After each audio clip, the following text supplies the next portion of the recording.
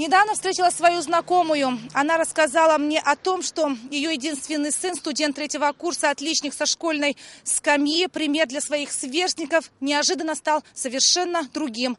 Забросил учебу, появились новые знакомые и стал раздражительным. Почуяв неладное, мать обратилась к наркологам и, как оказалось, по адресу. Ее сын стал употреблять наркотики.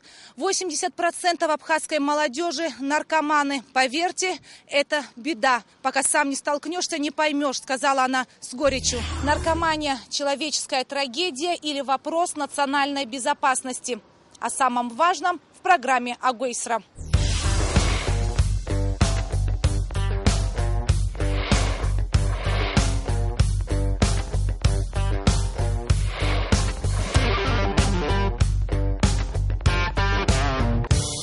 То, что наркомания – это глобальная и трагическая проблема для нашей страны, знаем мы все. И очень часто обсуждаем, мы очень часто выносим, я не знаю, на публику, все друг другу об этом говорят, но такое ощущение, что никакого продвижения нет, никакого просвета. Как ты думаешь, вообще возможно, чтобы в ближайшее время у нас ситуация изменилась, чтобы количество наркоманов стало меньше? И как это сделать?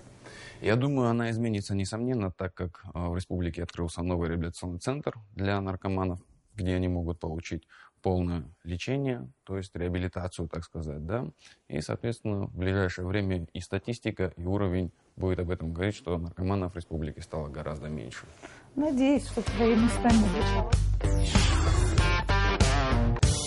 Здравствуйте, уважаемые телезрители. Сегодня у нас в гостях председатель благотворительного фонда Тимур Кардиоглы. Здравствуйте. Добро пожаловать. Тимур, скажите, пожалуйста, есть ли на данный момент то есть программа по реабилитации наркозависимых больных у вас в реабилитационном центре?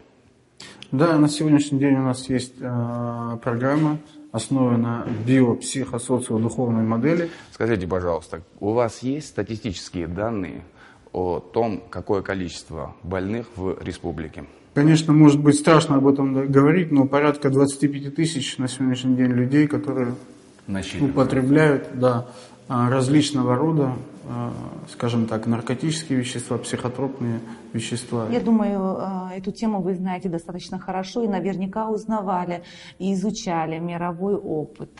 Да, насколько та программа, по которой вы действуете, эффективна и вообще как возможно победить этот страшный недуг? Различные реабилитационные центры и программы не работают от 2% до 60%, до 70%. 70% достигается это уже, когда человек, неоднократно попадая в реабилитационный центр, осознает уже, что ему нужно делать, и вот только тогда это достигается. А в нашем центре достигаем порядка 46%. Поверьте, это неплохая статистика для лиц, которые зависят.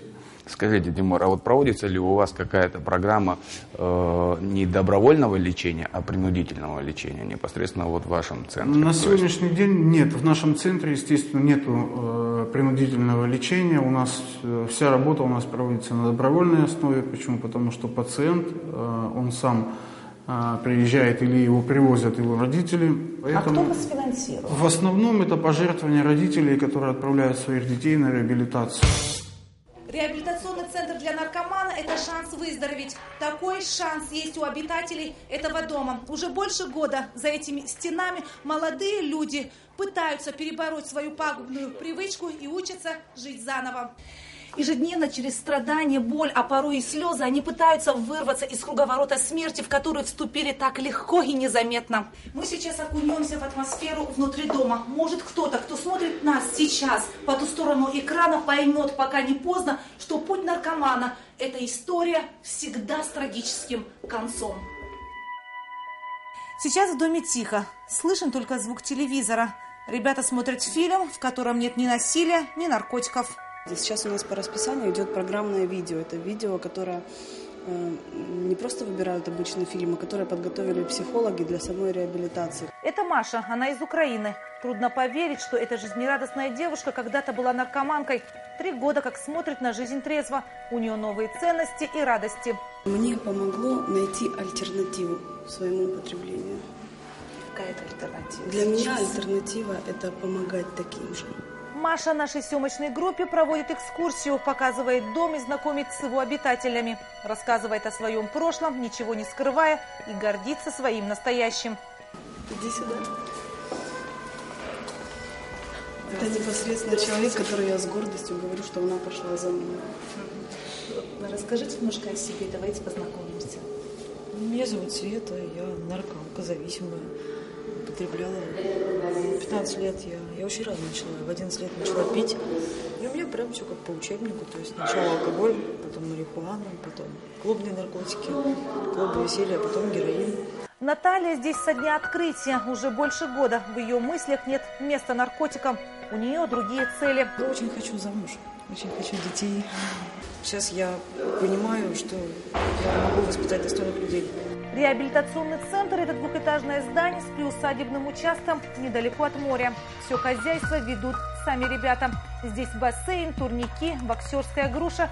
Недавно организовали волейбольную площадку. И все это своими руками. Либо от передозировки, либо человек с ума сошел, если психотропные, да, наркотики употреблял, либо он под машину пьяный попал.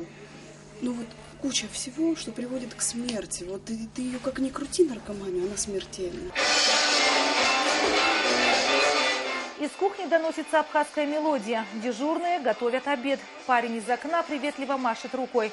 И направляемся к ним. Что у вас на ужин? Картошка с котлетами. А кто сегодня дежурит в кухне? Дежурит он, я поварю. Он это кто? Даур! Даур. Каджая. Даур Каджая. Тяжело готовить? Нет, почему?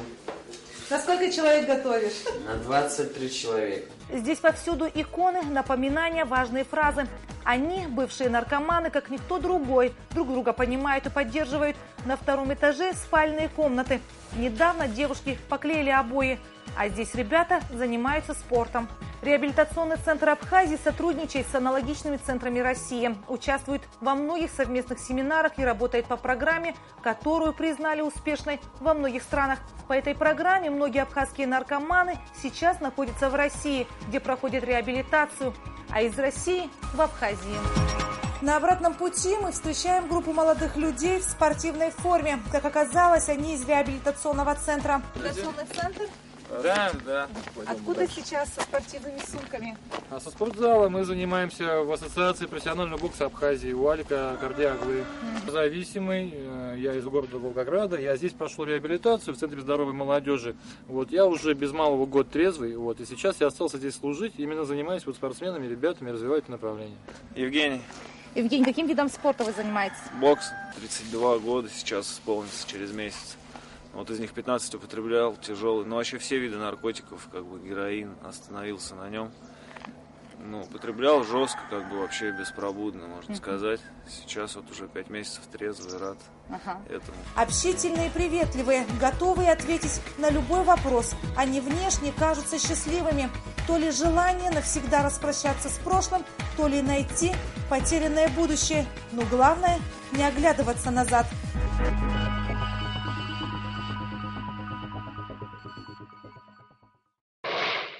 Если взять методы лечения, которые оказываются в вашем центре, да, какие наиболее эффективные из них вы можете выделить? Выделить какое-либо направление тяжело, потому что у нас программа основана на био, психо, социо, духовной модели.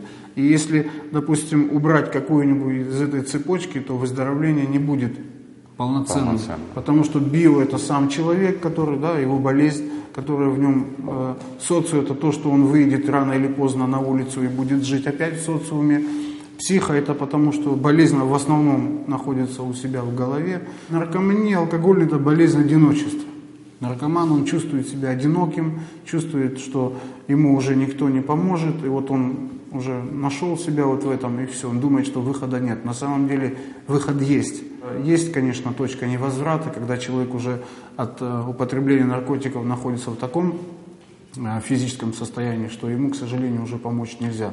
Он просто медленно, скажем так, умирает. Чем быстрее пациент попадает в реабилитационный центр, тем быстрее он выздоравливает, и качество его выздоровления будет лучше. Есть ли гарантии, что после вашего курса лечения, да, находясь в вашем центре, так сказать, пациент не вернется к прежней жизни? 100% гарантию, к сожалению, никто дать не может. Все зависит от самого пациента. Человек, прошедший нашу реабилитацию, если он дальше будет делать все, как мы ему рекомендуем, то, естественно, пациент, мы только тогда можем сказать, что он 100% будет в ремиссии. Если пациент как-то уходит от этой программы и пытается своими какими-то методами, да, к сожалению, это уже было неоднократно. Люди это делали и опять возвращались к употреблению. Министерство внутренних дел и наркологический диспансер расположены недалеко друг от друга. Из одного здания в другое можно попасть в течение 5 минут. Правоохранительные органы и врачи иногда работают сообща и знают всех наркоманов поименно. Здесь часто можно увидеть милицейские машины. На первом этаже наркодиспансера расположена лаборатория освидетельствования задержанных по подозрению в употреблении наркотиков. В этой лаборатории не всегда так спокойно, как сегодня. Здесь после освидетельствования и выявления положительного результата на наркотические вещества некоторые наши граждане устраивают скандалы. Медперсонал хоть и девушки, но не из робких, уверены в достоверности анализов. Однако для более детального химического исследования им необходим другой дорогостоящий аппарат. Речь идет о миллионах. Ирма Константиновна Ануа, главврач республиканского наркологического диспансера, всегда в контакте с журналистами и готова рассказать и показать истинное состояние дел. По ее мнению и подсчетам, число потребителей наркотиков стало больше. Всегда, когда увеличивается количество женщин, попадающих в поле зрения врачей, женщин, употребляющих наркотики, и подростков, и увеличение передозировок, это всегда косвенные признаки роста потребления. То есть верхушка айсберга показалась, то значит там айсберг еще может быть больше, чем то, что мы видим. На сегодняшний день на учете в республиканском наркологическом диспансере 915 человек, но эта цифра далека от реальности. В некоторых странах выводят коэффициент и умножают в 10 раз. В нашей стране невозможно использовать этот метод. Необходимо провести социологические исследования. Вот у меня была девочка, она жительница Абхазии, 25 лет, а у нее стаж употребления инъекционных наркотиков 10 лет. Но сегодня, слава богу, эта девочка, она выздоравливает, уже там 4-й месяц трезвости у нее в ее жизни, это первый раз такой длительный период неупотребления. Она из очень хорошей, благополучной семьи, прекрасная мама, хорошие родители. Ежедневно в наркологическом диспансере дежурит бригада из 7 человек. Часто сюда же привлекают врачей других специальностей. Наркомании сопутствуют другие заболевания. И пока действуют наркотики, наркоман не ощущает боли. Однако, как только начинается лечение, выявляются болезни других органов. В процессе употребления они успевают заразиться инфекциями, передающимися через кровь. Это гепатиты, это ВИЧ-инфекция. Плюс у них, значит, идут тяжелые осложнения на сердечно-сосудистую систему. Потрепан, изношен весь организм, и у них всегда много соматических заболеваний. Один из самых употребляемых наркотиков в Абхазии – это марихуана. Может, кто-то и считает менее вредным наркотиком, раз не опасен для инфекционных заболеваний, которые наркоманы передают друг другу через кровь. Однако у специалистов иное мнение. Особенностью марихуаны является то, что она дает психические расстройства. И очень часто она может являться как проявителем таких серьезных психических заболеваний, как шизофрения. Ирма Константиновна Ануа рассказывает о том, какими страшными бывают последствия от употребления наркотиков кустарного производства, где используется сильный химический состав. Часто в таких случаях реанимационные мероприятия помочь не могут. Часто происходит заражение крови. У них идет часто как осложнение, это сепсис. В результате сепсиса это уже и пороки сердца развиваются, и могут быть и, в общем, тяжелейшие последствия. И бывало не один, не два раза мы теряли больных. Актуальный вопрос здорового генофонда. Может ли быть у наркомана здоровая наследственность? Как говорят специалисты, эти дети в группе риска, хотя по показателям могут быть физически здоровыми. У них присутствует наследственная отягощенность. Они рождаются уже заранее с низким уровнем эндорфинов. То есть вот этого наркотика внутреннего нашего организма у них меньше нормы. Часто в наркологический диспансер привозят наркоманов с передозировкой. В этой недавно отремонтированной на свои резервные средства реанимации врачи спасают их жизни. У каждого наркомана индивидуальная доза. Если он ее превышает, происходит угнетение дыхания. И человек не может ни вдыхать, ни выдыхать воздух и тут же теряет сознание. Лечение в наркодиспансере занимает около 10 дней, и это неправильно, так как для лучшего результата наркоман должен получать медицинскую помощь около месяца. Но ни условия и ни площадь стационара этого не позволяют. Здесь планируется ВИП-палата, ремонт за счет хозяйственных расходов наркодиспансера. Адские страдания. Так иногда наркоманы называют абстинентный синдром. В просторечии это ломки. Это дорогая цена за временное удовольствие наркотиком. Вот когда одновременно все вместе у человека, и панические атаки, страх смерти, и непонятно вообще какой страх. Плюс это жуткие, это боли, значит, кишечное расстройство, это озноб, как во время гриппа, с потом, с выделениями из носа, с чиханием, значит, мурашки по всему телу, это болят все суставы, и даже малейшее дотрагивание до пациента вызывает неприятные ощущения. По словам Ирмы Ануа, лечение в наркодиспансере – это всего 1%, что наступит из лечения, если не последует продолжение в реабилитационном центре. Поэтому всем своим пациентам после лечения рекомендуют российские реабилитационные центры. Их 2, с которыми они сотрудничают и доверяют.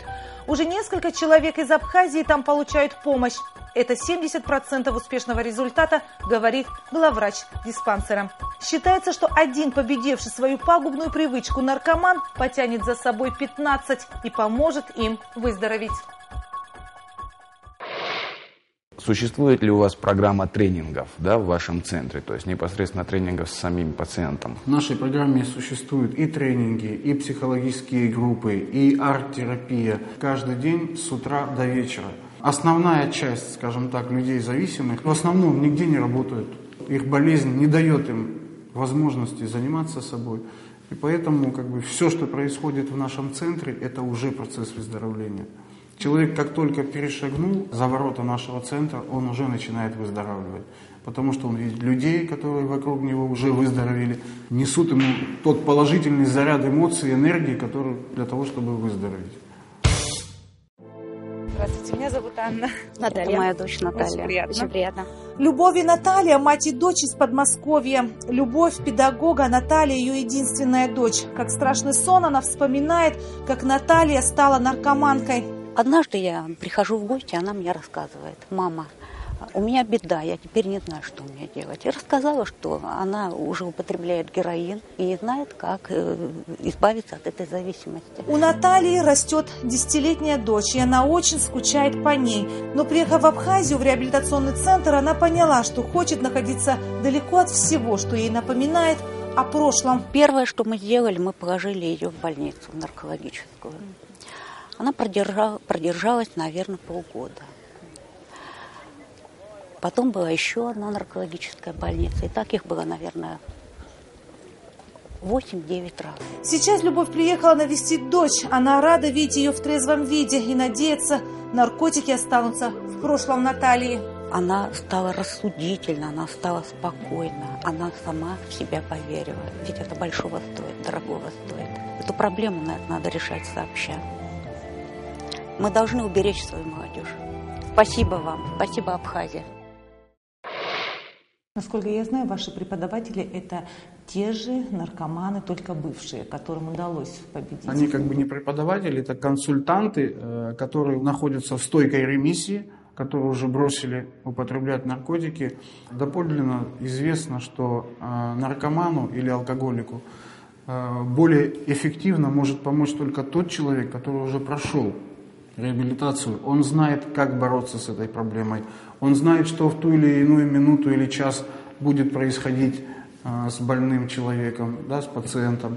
Он знает всю его проблему изнутри, и поэтому ему легче, понимаете, бороться. А также у нас есть квалифицированные психологи, квалифицированные терапевты, которые постоянно проводят группы и постоянно Мы хотя не знаем общаются. сейчас точных цифр, сколько у нас наркоманов в Абхазии, но все понимают, что это глобальная проблема. Проблема на самом деле глобальная. Для нашего маленького общества, для нашей маленькой страны. И, возможно, то, что сегодня такое многочисленное количество наркоманов, еще мы долго будем пожинать эти плоды. Это проблема социальная, потому что человек, чем он больше находится в неведении, и его голова не связана с какой-то работой, со спортом или еще с чем-то, у него появляется очень много времени. А когда появляется у человека много времени, у него начинаются именно такие сомнения. А что бы сделать? А пойти попробовать? Один раз попробую, со мной ничего не будет. И поэтому 1 раз, 2 раза, и все. Человек попадает в эту зависимость, и уже потом он не может самостоятельно, сам, просто так избавиться от нее.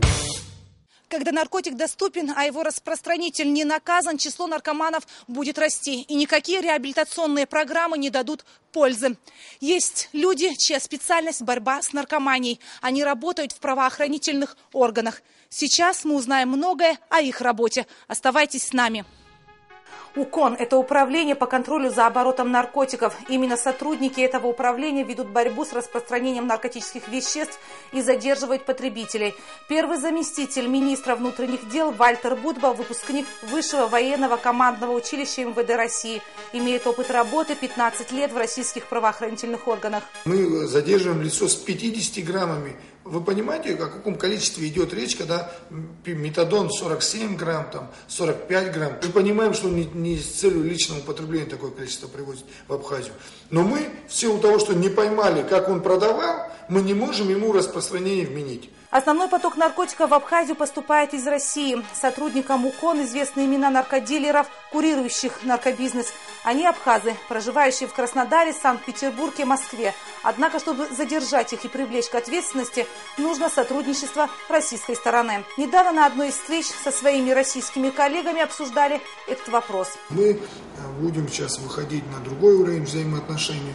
У нас есть и представители, которые помогают нам организовать это эффективное взаимодействие. Для эффективной борьбы с оборотом наркотических средств необходимы высокотехнологичные компьютерные программы, а также специальная информационная база данных. Без этих современных средств невозможно вести точную статистику и дать качественный анализ ситуации. Другой фактор, который мешает работе сотрудников УКОН, это законодательство. Наркодилера привлечь к ответственности сложно, так как трудно доказуемое преступление. За определенное количество мы автоматически распространение вменяли.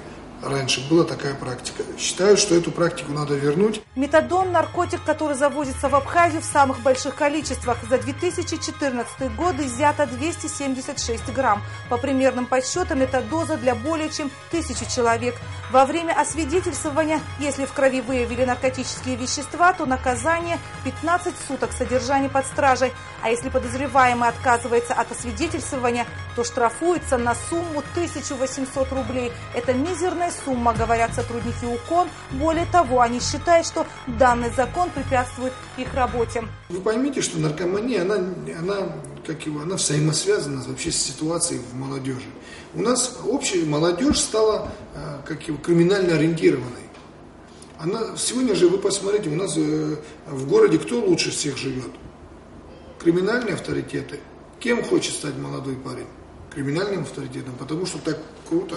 Сложилась ситуация, когда они себя чувствуют, практически комфортные условия создали.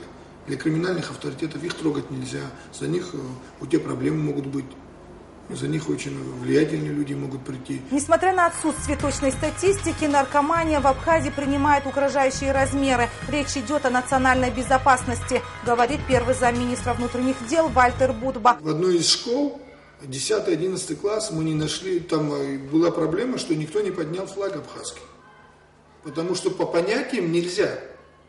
Так вот этот криминал куда зашел. Мы когда говорим о криминальном авторитете, ихние матери приходят, уважаемые люди, вопросов нет. Говорят, вот вы нашего сына, он же не ворует. Да он не ворует. Но он что, его идеология на что направлена? Почему об этом не говорят? Его идеология на разрушение государства абхазского. Он говорит, что он говорит молодому парню? Что они несут с собой? Не воюй, родину не защищай, не учись, воруй, принеси в общак. Имидж блатной романтики, как в народе принято называть криминальный мир, стали примерять на себе подростки. Образ антисоциального героя деградирует молодежь. Ценности надо менять, а криминальных авторитетов наказывать. Наша задача сегодня сбить этот криминал отсюда, выбить его отсюда, криминальных авторитетов. Это все взаимосвязано.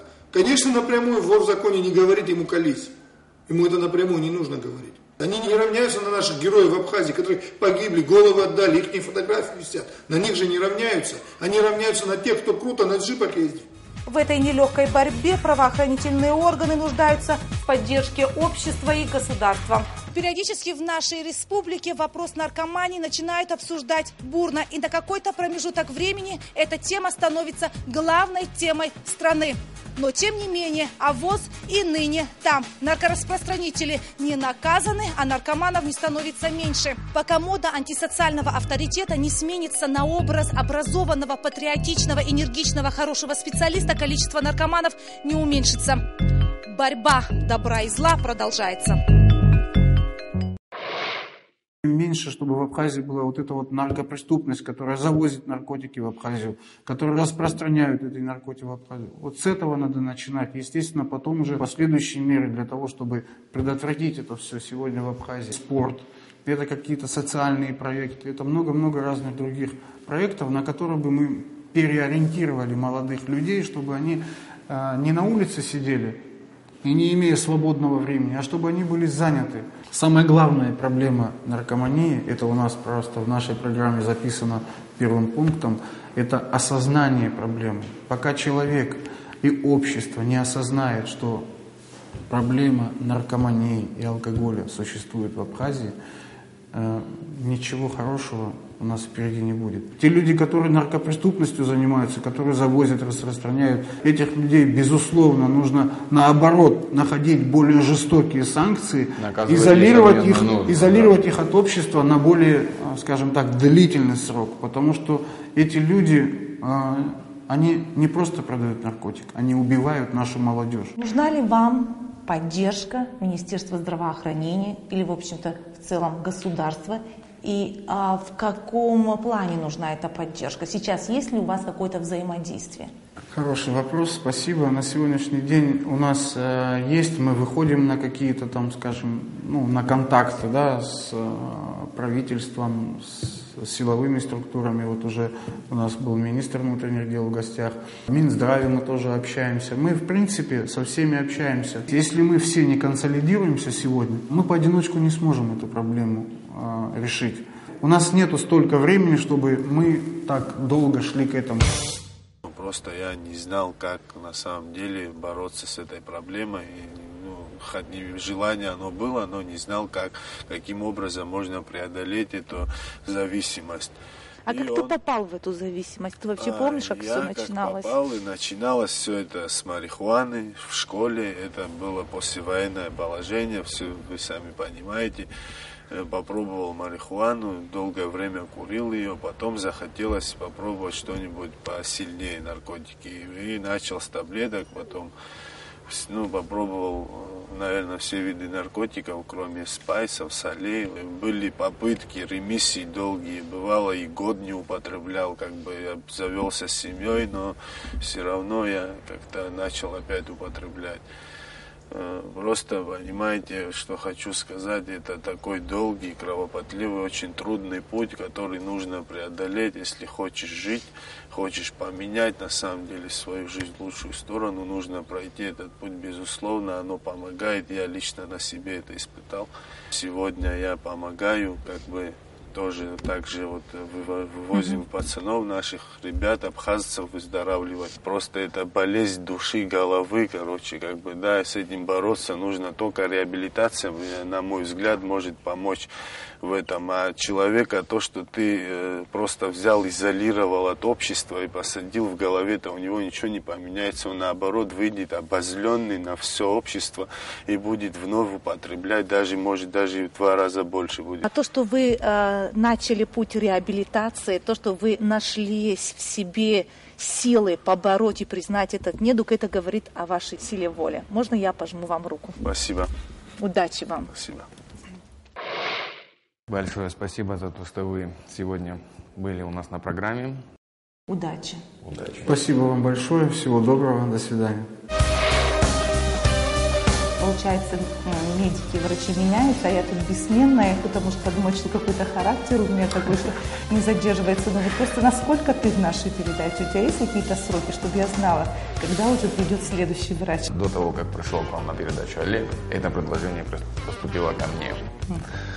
Но, учитывая определенные обстоятельства... Олег тебя опередил, сказал, я хочу вести. Я изначально отказался, но потом... С учетом того, что Олег ушел после энного количества времени, меня опять пригласили. Ты у нас сосудистый хирург. Да, сосудистый хирург. Ты будешь опаздывать, как Олег Готарба, на передаче? Нет. Слава Богу, меня. Вопрос нет. Ну все, мы все записали.